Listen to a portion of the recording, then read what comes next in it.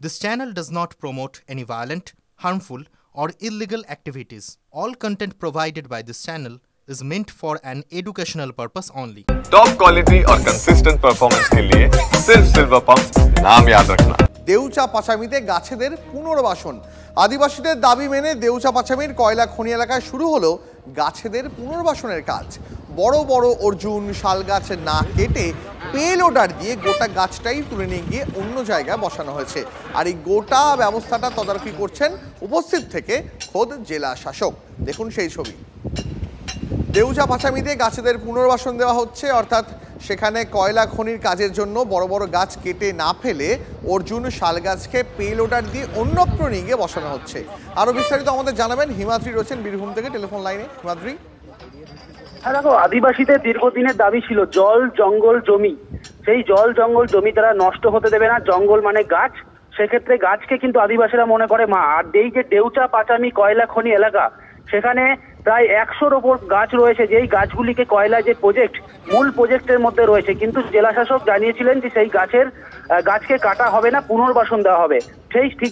সেই মতো কিন্তু আদিবাসীদের দাবি মেনে আজ থেকে শুরু হলো সেই গাছের পুনর্বাসনের কাজ।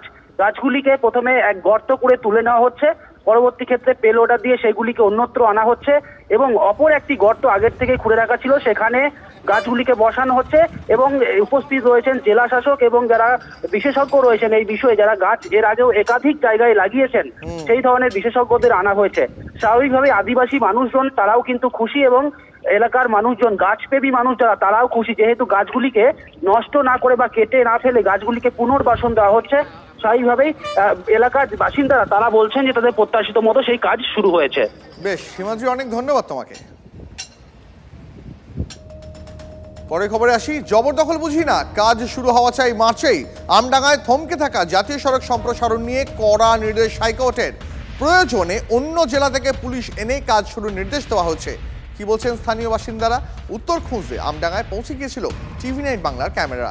বাসিন্দাদের সব কথা, জীবন গেলে যাবে, কিন্তু 2013 সালের আইন মোতাবেক ক্ষতিপূরণ না দিলে তারা জমি ছাড়বেন না। জোর করলে আন্দোলন হবে। স্থানীয় বিধায়ক রফিকুর রহমানের মন্তব্য, 2009-এ জমি অধিগ্রহণের কাজই শুরু হয়েছিল, তাই 13 সালের আইন প্রযোজ্য হবে কিনা তা নিয়ে জটিলতা রয়েছে। 2013-র জমি অধিগ্রহণ আইন, সেটা যখন লাগু হয়েছে আমাদের উপরে, সেটাকে বাস্তবায়িত কেন করা হয়নি?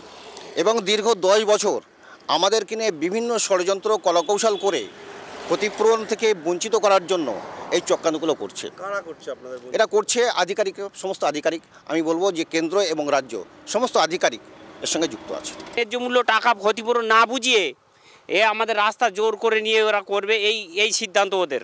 তবে আমরাও দেখব, আমরা জীবন চলে যাবে ঠিক আছে, আমরা বাঁচবো না, তবে আমরা রাস্তা কি করে হয় সেটা দেখবো। আমরা গরিব অসহায় মানুষ, আমাদের ঘর বাড়ি ছেড়ে এখন চলে যেতে হবে, কোথায় বাস করব? আমাদের রাস্তা চলে যাচ্ছে, আমাদের সমস্ত জমি চলে যাচ্ছে, আমাদের ন্যায্য মূল্য ক্ষতিপূরণ দিল না, কত রেট চলছে সেটাও আমাদেরকে জানাচ্ছে না। এইভাবে যদি জোর করে নেয় তখন চিন্তাভাবনা করা হবে, সেটা আমরা কমিটি যারা ভালো বুঝবে করবে, আমরা আন্দোলন করার চেষ্টা করব।